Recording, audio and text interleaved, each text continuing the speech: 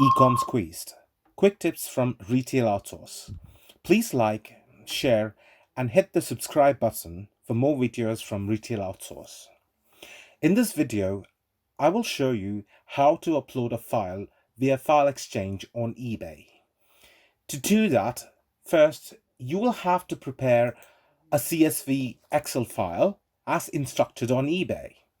Once a file is prepared, what you can do is you can log on to your eBay account and go to My eBay.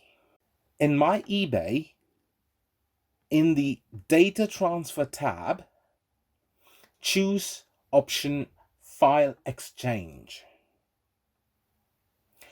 In it, choose the Charger tab. In the Charger tab, you can choose the Load Files option, and this page pops up. You can choose the file from the file location and click on Load Files, and your file will be uploaded, and you can see that it would show processing the loaded files and with some time there. Once it's loaded, you can also view your results in View the Result of Sending right on the Load button. And you can check if your file has been loaded successfully.